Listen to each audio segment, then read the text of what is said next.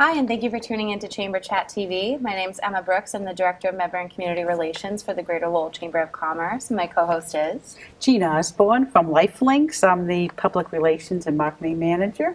and former Chamber President, And current, former Chamber President. current board member. Current board member. Okay, the resume goes on. You're a pro at this. And we're so excited. We have our first guest here from the Lowell Community Health Center. We have Dr. Julie Lee, an ophthalmologist, Dr. Samantha Jordan, a dentist, and we have Michael Horgan, who's an optician. So we're excited to have you all here. Thanks for joining us. Thank you. I am an optometrist, which is just slightly I'm different. sorry. Don't worry about it. The nice thing is that I prefer not to do surgery, so that's a good thing for me. Yes, I would say so. You don't want to do that. That's right. So for anyone who's not familiar with the Lowell Community Health Center, for a long time they've offered a lot of medical services, but something that's new is going to be dental and vision services. So can you tell us about that, why you're adding that? Sure. So the mission of Lowell Community Health Center is to keep our patients healthy and well. And what we realized is that in order to meet our mission, we needed to add dental and vision services. Our eyes and our mouths are part of our bodies, and it's part of who we are and how we interact with the world. And so we need healthy eyes and healthy mouths in order to be healthy and happy people. We're excited. We had a couple of years in Lowell Community Health Center, we had to send about 4,000 patients out for eye care services alone. Oh, wow. And to be able to service those patients at the health center, we're extremely excited so that they can be supported in where they're comfortable, being able to speak the different languages that they do, and being in one building. We're really excited to be able to help them out, and also transportation is always an issue, and some of our patients, will be able to be right there at the health center doing dental work as well as taking care of their eyes. I like that you mentioned too all the different languages that people speak, because you guys are so inclusive at the health center and you represent so many people, and you have someone there that can, how many languages in total are spoken there? Do you know? Sorry, I'm putting you on the spot, but I know that it's a large amount. Many. Any language you could probably think of. Oh, the top three at Lowell Community Health Center is Spanish, Portuguese, and Khmer, the Cambodian language. And so those top three, certainly we have many of our employees, staff members able to speak some of those languages. In addition, we have things like Swahili and different types of Arabic, and the list goes on and on. But a lot of times patients are more comfortable speaking their native languages to be able to understand what these services are about, but also how it affects their health and what they can do treatment-wise. And so that's great for us to have those medical interpreters at the center. And I think it's important too, because for these patients that haven't been able to be seen by Lowell Community Health Center, they might not get that interpretation services that they come to expect from us. So the fact that they won't have to leave for vision and dental, it's going to be huge, and they'll have somebody that can speak their native tongue, and it'll be a flawless transition. And when you're dealing with medical terminology, it can be confusing enough, even if you are able to understand the language completely. So you definitely want to make sure you're understanding what people are telling you. So that's great that you offer that. I think that's a really good point, because in addition, just like you're saying, in addition to the actual translation, we also have community health workers and patient navigators that help people who even speak English to understand what is the care that you need, how can you access it. Because you're absolutely right. Medical terminology can be confusing for even native speakers. And you, the Lowell Community Health Center serves about how many people? 50,000 people a year? That's right. We're serving about 1 in 2 Greater Lowell community members, and that's quite big. And without donations like from Circle Health, where they've donated for this expansion process $1 million, and other employees that also participate in a program that also helps to benefit this expansion process. We're supported by many people in the community, people from the chamber as well, and without their support, we can't move forward with offering these services to our patients. So we're really excited that we've been able to have Circle Health and other members of the chamber help us. Well, when you think about how many, you have one hospital, 2 campuses, and then you have the Lowell Community Health Center. So it does take the burden off of Circle Health. It does. And now with the eyeglasses and the dental, I think it's going to be really helping to take the burden off the other businesses in the community Right. by having kind of a one-stop shopping. We're going to be offering about between 700 to 1,000 frames and for our Wow. patients to be able to offer different packages and different price points for our patients, expanding different insurances so that many of our patients who have different benefits will try to meet ask that. about the insurance piece.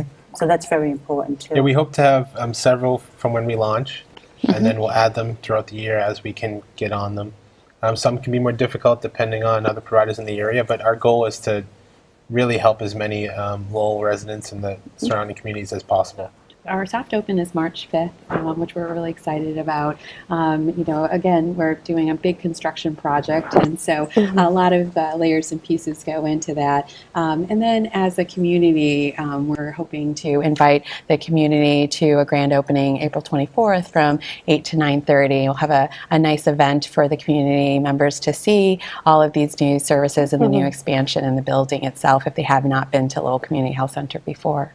I'm sure it's going to look amazing. Yeah, we're really excited. Yeah, it's just such a great addition to that whole area. And we love the fact that they're keeping to the historical nature of the area, making sure that the windows that are put in place and the doors are in line with the rest of, downtown Lowell. So I think that's an important piece. And the beauty of it too is we're bringing in more jobs as a result of the increase in the different services. So we're looking to employ, many members of the community, and so that's a big aspect that we love to share with everybody in Lowell. That's very exciting, that's for sure. Yeah. So can you tell us a little bit more about the different services you're going to provide? Are you going to be doing any types of surgery there? Yeah, so we will offer, we'll have oral surgery, so we'll offer some extractions, basically the simple extractions.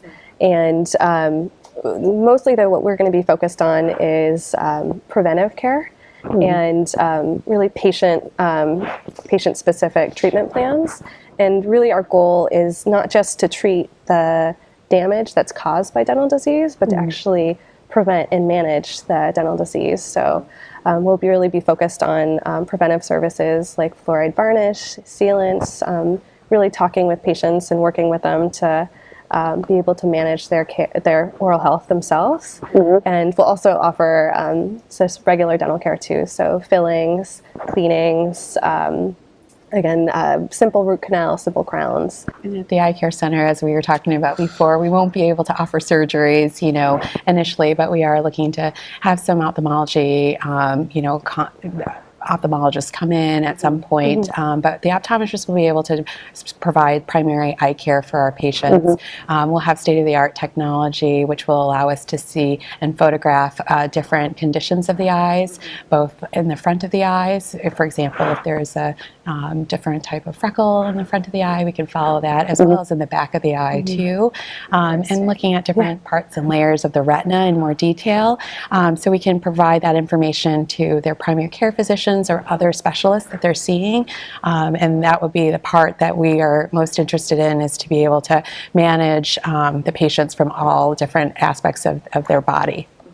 That's awesome. Like you said, one-stop shopping. Everything's there at Lowell Community Health Center that you need. So We're definitely expanding and adding the services because the community there's a need. So with a lot of the patients being able to see their doctors here in Lowell as opposed to going down to Boston based on their insurance or their inability to pay for certain services, I think it's important. Pharmacy on site too. We do. We have pharmacy on site. We have specialty services. We have a walk-in clinic that allows our patients to be seen that same day. Those hours are more expanded, so it'll be nice. And we're right next door to them, so if there's any red eye problems, we'll be able to help out.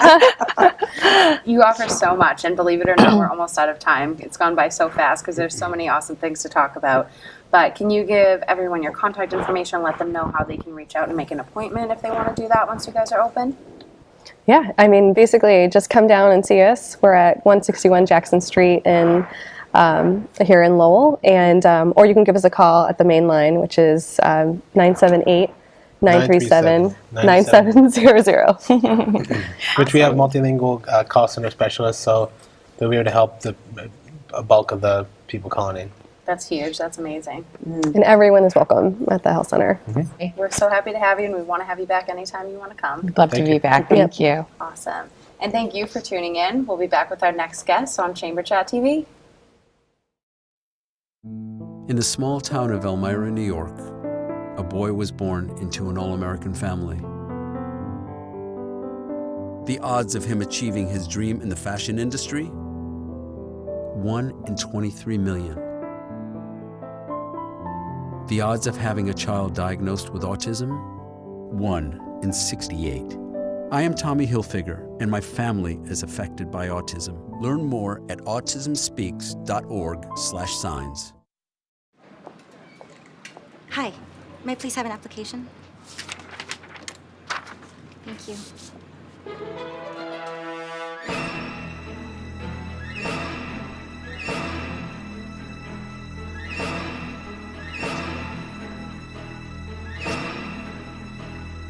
Skip the drama. Get your GED. Okay. Take that first step towards a better future and sign up for free classes now at yourged.org.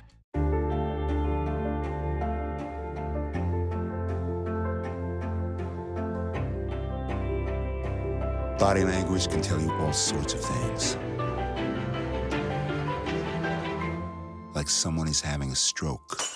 Know the sudden signs. Learn fast. Face drooping, arm weakness, speech difficulty. Time to call 911 and get them to a hospital immediately. Learn the body language and spot a stroke fast. Hi, we're back with Chamber Chat TV. My name is Emma Brooks. I'm the Director of Member and Community Relations for the Greater Lowell Chamber of Commerce, and my co-host is Jean Osborne from LifeLinks, and also from the Chamber of Commerce. I'm on the Board of Directors. She's a Chamber Pro.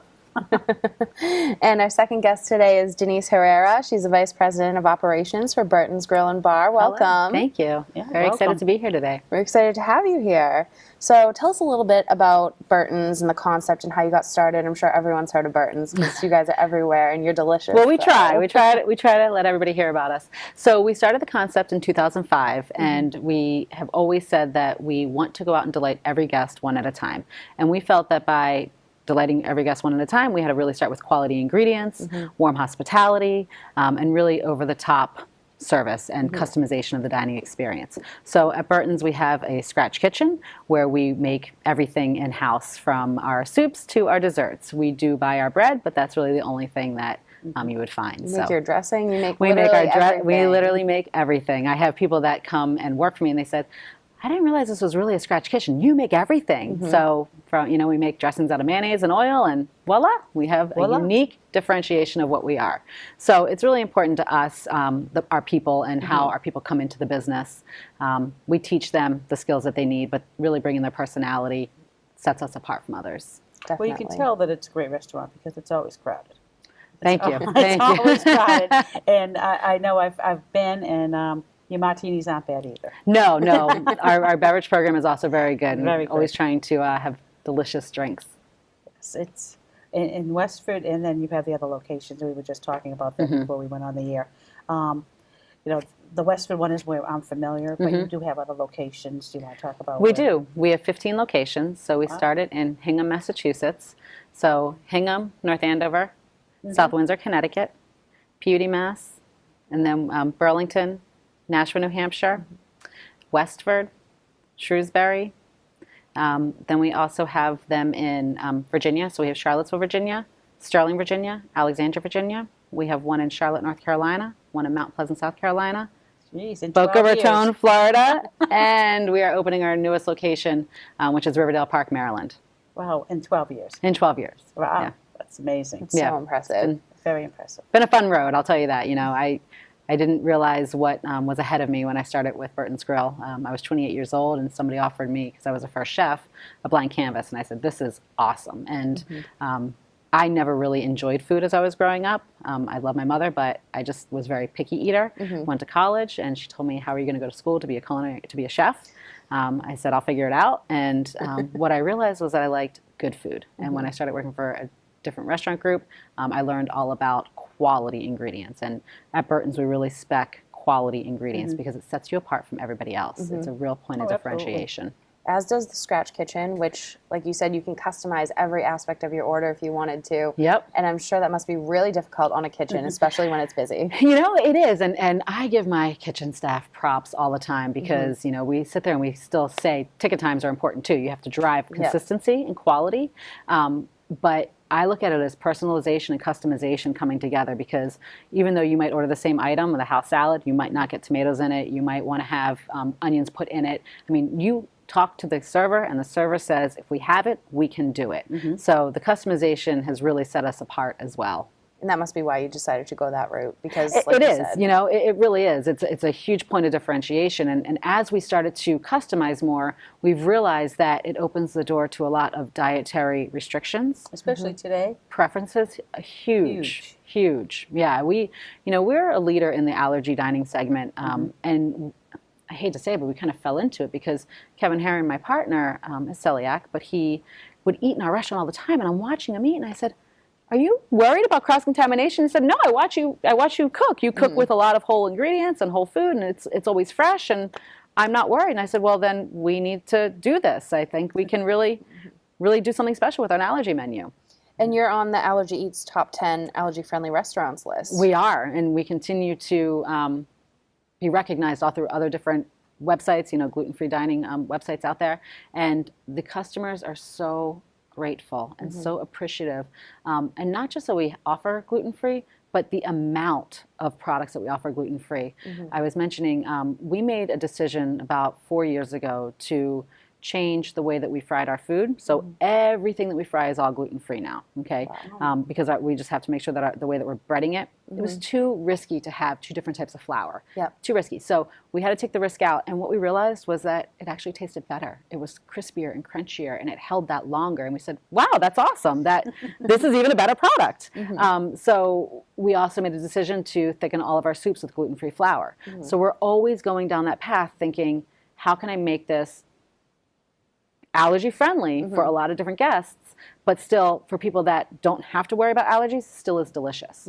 Because I don't want somebody to come in and say, oh, it just tastes different. No, I want you to not know that it's still, you know, allergy friendly food. It still has all the flavor that you expect. It's good for people who do have the allergies that they have an option. You know, because you know, before they didn't have an option. No.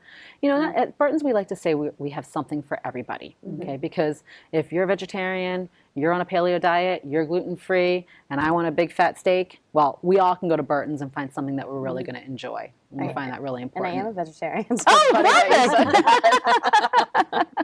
But no, that must be a really huge peace of mind for a lot of like parents that bring their kids out to restaurants. And I've never had an allergy, but I would imagine that it's scary not knowing exactly what's in your food. So it is. And people ask you why you become a chef. And I never really realized it until I started watching people's faces and how they enjoyed the food that I created for them. I remember watching somebody take a bite of creme brulee and their eyes rolled in the back of their head. And I was just like, that is why I do this. This is awesome. That was a wow factor.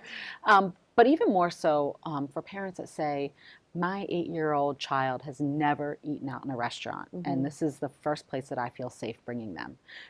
I made a decision 14 years ago to never bring a peanut into our restaurant. I just said that was one allergen that I felt was it can contaminate, airborne, cross-contamination, anaphylaxia. I was not going to do it. And we still, to this day, don't bring peanuts in.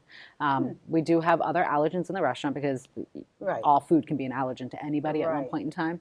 So we really want to make sure that we are knowledgeable and that we earn the trust of the diners every day because that is so important.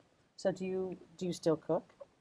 Not really. No? No, I have a corporate chef, so I'm more of the visionary and the bigger picture planner now. So are you creating menus? We do. I do create menus and I Okay. review our food menu, and I do a lot with the procurement supply chain. So I'm always seeking quality ingredients. Right. that must be fun getting to craft the menus. It is. You find what you like and It then you get is. to put it on there and see if Yeah. everyone else likes it too. That's right. Does the menu differentiate between locations? Do you still you have this core menu that's So our core menu is the same throughout all of our locations, but we have a whim menu that does differentiate through each of our locations. So the chefs are able to dream up different seasonal, local creations that are relevant to their regions. Right, especially if you have a place in Boca, which Right. is different than having a place in Anywhere. in New Hampshire, you know? Yes. It has big. It is a big gap, and right now we're thinking that in Boca they have to be thinking about tomato season because Yeah. they're going to be in tomato season, and who's thinking about tomato season in New England? Right. None of us. Right, right. Yeah, that's what I was getting at. You have to think differently about that. So what kind of food is on the menu, and what's your favorite item on the menu? So, we like to say that we're a contemporary American grill. So I like to also say that the ingredients speak for themselves. So we don't have a lot of heavy sauces and really heavy food. So it's more lighter, refreshing food. And I have so many different favorite items. It's hard for me to pick. I think in the appetizer section right now, the General Tso's cauliflower is my favorite menu item. I think that the spiciness of the sauce and then the cauliflower, I think I'm eating healthy, but I'm not. And it's paired with a ginger aioli. That is one of my favorites. Ooh. In the salad section, the superfood salad, it has red and white quinoa, avocado, dried cranberries, a superfood vegetable mix in there, a little bit of spinach, a light lemon vinaigrette. I really enjoy that. I'll eat that with, salmon or chicken on it and make it a meal anytime. In our sandwich section, there's so many to choose from, but I am a Reuben junkie. And I think we have one of the best Reubens out there. We also do all of our hand-cut French fries in-house. So in the morning, our French fries start as a potato, and we age them, and we warm them, and we love them, and then we turn them into French fries later in the day. And they pair perfectly together. And for our entrees, there's a lot of wide varieties. I really do enjoy a nice steak. So I'm a New York strip girl. I'll have a New York strip. But if I'm feeling that I have to eat healthy, I'm going to say that I'm going to go with the salmon romesco. I too have food sensitivities, so I have to stay away from the crustaceans, the crab, the shrimp. But I hear that our crab crusted haddock is really delicious, and I've tried it plenty of times, and I started, having my sensitivities, and I decided that I have to stay away from it now. So I look at it, and I salivate, and I pass it by. We were lucky enough, though, to be able to do an event with you earlier, well, not earlier this year, later last year, and we were there so early. We were there at probably about 7:30, 8 o'clock, and you could hear the people in the kitchen already cutting the fries, and it's just amazing. You get there so early so that you really can have everything be so fresh. We have, all of our kitchens, our chefs arrive either at 6 or 7 in the morning, and they start writing the prep sheet. They're throwing away things that are out of shelf life and that aren't up to our standards to sell that day. And then our cooks come in anywhere from 7 to 8 o'clock in the morning, and 7 to 8 people every day in the restaurants are helping us get up and ready to open. Are you open for lunch? We are open for lunch at 11 or 11:30, depending on the locations. Right. Okay, so that's good. Yeah, lunch and dinner 7 days a week. Yeah. That's very So good I'm to sure we love talking about food on the show because it's always a fun topic. And I'm sure anyone that's watching is going to want to get to Burton's as soon as they can. So I hope how do so. they find you? How do they get in touch with Burton's? So our website has everything. So burtonsgrill.com. That is really where you'll find all of our locations and driving directions. We also have reservations available online through Yelp Seat Me. So to avoid the long lines and waits that you're saying, I would definitely make a reservation just because it really does help. We also have lounges, and some restaurants are a little bit larger in the lounge section. So if you're looking to watch a game, those are always really comfortable settings to sit in as well. Well, you'll probably be really busy on February 4th. I don't know. The New Englanders really like to stay home and watch the games. You never know. You might come in before. I know. It's true. They'll see this episode of Chamber Chat, and then they'll say, that's I why I'm have to going to go watch the game. That'll be awesome. Well, thank you so much for being here, Denise. Yes, We thank love you very chatting with much. you, Appreciate and it. We'll have you back on anytime. All right. Thank you very much. It was a pleasure. And thank you for tuning in. We'll be back with our final segment on Chamber Chat TV. Most of my family, they never graduated high school or even let alone go to college, so I'm trying to break that barrier. Every day after work, went straight to school, studied hard, and it paid off. I could not have done it alone. I see the future is really bright for me. The high school diploma is just added to the confidence, and now I feel unstoppable. Find free adult education classes near you at finishyourdiploma.org. Hey Gabby, how you doing? How's the play date and sleepover? Dad, it was great. Awesome. Okay, I'm on my way. Hey guys, what are you doing? We're going swimming. We're going biking. Yeah! I'll see you in a little bit, guys. I love you. Hi, babe. How was school today? Hi, Dad. It was great. Okay, honey. I'll be home soon. Remember, you're never too far away from your kids to be a dad. Reach out and take a second to check in, because sometimes the smallest moments can have the biggest impact on a child's life.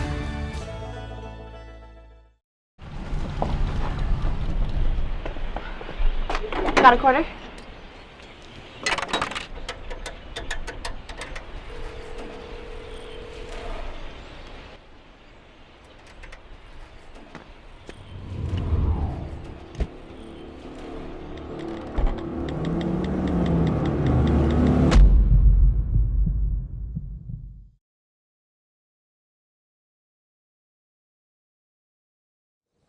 We're back with our final segment of Chamber Chat TV. My name is Emma Brooks. I'm the Director of Member and Community Relations for the Greater Lowell Chamber of Commerce. My co-host is Jean Osborne from LifeLinks and also the Chamber Board of Directors. And our final guest star today, we have Naomi Prendergast, the President and CEO of Duval Life and Wellness Community, and Candace Carney, the Executive Director of the Saab Assisted Living Residences at Duval. Welcome. Thank you. Thanks for being here. So what senior living options do people have when they or their family members decide that they can no longer stay in their own home themselves, or if they can't stay in their home and receive care there? What options do they have with you? Well, at Duval Life and Wellness Community, we really have a full continuum of care. And that's great because everybody's situation is going to be somewhat different. We have the Saab residence, which is 60 apartments of certified assisted living, including 15 apartments for memory care. We have Duval Senior Care, which is our nursing home, which has 208 beds, and that includes beds for short stay as well as for special care dementia. And we also have Brea Gardens, which is independent living. Wow. So options for everyone. That's right. Yep. And if you have surgery and you need to have rehabilitation services, you offer that also. Absolutely. We do quite a lot of short stay between at Duval Senior Care and at the Duval Center for Advanced Therapy. We have about 100 people a month come in to us for short stay and then go right back home. Wow. Which is an awesome service. It is. And I know that everybody that I know personally is always requesting Duval because of the reputation and because of the care they get. So that's a really good thing. It's great. Yeah. Now, when people think assisted living, what would you say is the traditional description of that? So traditional assisted living is basically geared towards individuals that are 62 years of age and older.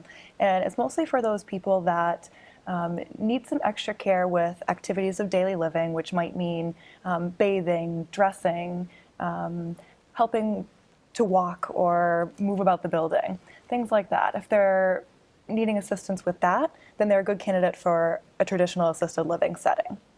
So for anybody that hasn't been in an assisted living residence, they typically look like a large apartment building. So very homey. You bring all of your own items with you so you can really get settled in there. So for the individual that can still live somewhat independently in an apartment setting, they can come and go as they please. So it's good for those types of individuals. And Duval is, or the Saab residence, is the only assisted living residence in the city of Lowell. That's correct, believe it or not. Still, the only assisted living in the city. Yes. There's also a couple other things that make us a little bit different and unique. One is that in the whole area, we're the only assisted living that's on a healthcare campus, and that's important to a lot of people. But also, we have a special subsidy program. In Massachusetts, there's no Medicaid for assisted living, so it's all out of pocket and it's very pricey. So at Duval, when we were building our building, we had a capital campaign to raise money to offset the cost for half of the individuals at the building.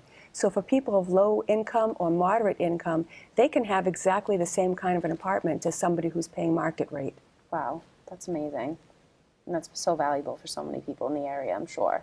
It is, it really is, but Duval is very mission focused. We're sponsored by the Sisters of Charity of Ottawa, and that's just something that's so important to us as an organization. Now, getting back to assisted living, what is assisted living with memory care, and how is that different from traditional assisted living? Sure. So typically in an assisted living setting, there would either be traditional or a separate wing for memory care, or there could be an assisted living that might have just memory care. So at the Saab residence, we do have both. So there are 15 apartments on our memory care residence, and it's a secure unit. So what makes it different is that while they still have their own apartment that they can spend their time in if they want to, if they just want some time alone or to watch their TV or read a newspaper, it is a secure, safe space so that they can't exit the building without being accompanied either by a staff member or by a family member. And the nice thing that we have too is that it's set up in a way that they can actually access the outdoors with a garden patio, so they can come and go as they please, but it's a safe setting, so they can easily come back in and know their whereabouts. For memory care, it's also set up both from the way that they're cared for, so the CNAs that go in to help them on a day-to-day basis, their approach is different than it might be with somebody that does not have cognitive impairment. Same thing with activities. They're all geared towards the cognitive challenges that they're facing so that it's failure-free. Everything that they're going to engage in, they're able to do so and feel comfortable in a setting that holds no judgment. So the actual physical environment is smaller as well. So for somebody that might be starting to face memory loss, if they were in a larger traditional setting, it might feel overwhelming to them. They might start to seclude themselves because they're having a hard time conversing with other people. So once they get into that smaller setting where they can find where they're going, they can find their room, and they're with like-minded peers, they usually are able to flourish. And I feel like nowadays there are a lot more cases, it seems, of people that do suffer from memory loss. So it's nice that you have this environment that's available for them where they can feel safe and their family members can have peace of mind, but they can still be part of a community. Yes, exactly. Right. And what we're talking about, when we talk about peace of mind, we were talking about the respite care that you have there. We were talking about vacancies and that you do have some rooms that are available for respite care. So when if someone's looking to do live there on a trial basis, or if a family needs to place their loved one there because there's no one at home to take care of them, you have that. So do you want to talk about the respite and how long you can be there? Sure. So any of the respite apartments, they come fully furnished. So you don't have to worry about bringing anything with you. We have bedding. Like a motel room. Exactly. So we do our respite stays for a 2-week minimum up to a 3-month maximum. So the beauty of this is that you can come in for a multitude of reasons, whether it's, I've been living on my own for 70 plus years and now I'm not sure if this is the right move for me. So a real try before you buy it sort of situation. Get to know the community, get to know other residents, and see if this is the right fit. Or a lot of people, if they're coming from a rehab, they might not be quite ready to head back home, especially if it's in the winter months where the driveway is slippery, the walkway is slippery, and maybe their adult children are away for the winter and they can't come by and see them. So that's a really good time to come and stay. Just for a little while until things get situated or the resident gets stronger, whatever the case may be. Yeah, it's a good feature. It's nice they have that option. Yeah. Now, when individuals or families are looking into assisted living facilities, what should they be looking for? That's a great question. Well, it's very important to come out and visit. Extremely important. And when I say come out and visit, first of all, location is very important because it's wonderful for the family to feel like they can just drop by at any time. And when the distance is, a little bit further than people would like, or the traffic patterns might not be, it's important to go and visit. But then to really check out not just the way the place looks, but to speak with some of the residents there. How happy are they? Do they look like they're engaged in activities? And depending on what time of day when one stops by, what's going on? It's also a very nice idea to schedule a tour and ask to stay for lunch. Might as well check out the food because dining is extremely expensive. But then when you look at the pricing, I think it's also very important to see if whether or not everything is bundled into one rate or whether or not there are different fees for different levels of service. I'm sure every organization is different and it can get confusing and overwhelming, so there's a lot to look out for. Yes. Right, that's right. So the more care that you need, medication, distribution, or what when people need to have help with their medication or need to have help with their bathing, that those are separate fees that you would pay? Sure. So it depends on the assisted living that you're looking at. So at the Saab residence, what we do is we tie in 1 hour of care per day, and that gets bundled right into your monthly rent, which is great because it's one fee. And it's 1 hour, so it can be bathing or medication or whatever their need is. Right, right. And we are not limited to that hour of care, though. So if the idea is to have that resident be able to age in place. So as maybe their care needs get a little bit more complicated, we can give them more care as needed. So it just depends on the individual needs of that resident. Right. I like that. And of course, assisted living is not nursing home level of care, so we are bound by what we can do according to state regulations as well. Of course. I mean, people who live in assisted livings can have a car. They can come and go as they please. They're not in a nursing home. It's not a nursing home. Right. It's an apartment. It's With supports. With someone there to help. Can they have pets? Yes. Oh, yes, they can have pets. That's what I would want to know. When I'm older. Yes, and that's very important. I think I know for myself as well. We consider our pets our family, so that can be a huge factor for somebody when they're trying to determine, can I move here? Is this right for me? Can I bring my dog? So at the Saab residence, we do have some requirements that that animal has to meet, but typically we'll see small dogs or cats mostly. And I do believe that that's typical through assisted living.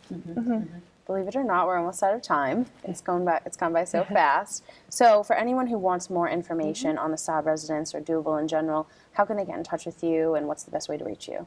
Well, we have a great website, www.douville.org, and that I think is a great intro. We are located, our primary site is 981 Varnum Ave. The Saab residence is adjacent to us. And if you call the main number for Douville, 978-569-1000, or for the Saab residence, 978-569-1016. And you could always ask for myself, Candace Carney, or Beverly Stobel, who's our marketing director. Awesome. And we'll be doing an event with you guys in a few months, so people will have to watch our calendar and keep their eyes peeled for that, because we have a beautiful location and facility, so we're excited to have an event with you. Great. Thanks so much for having us. And thanks for being here. Thank you. And thank you for tuning in to another episode of Chamber Chat TV. We'll be back next month.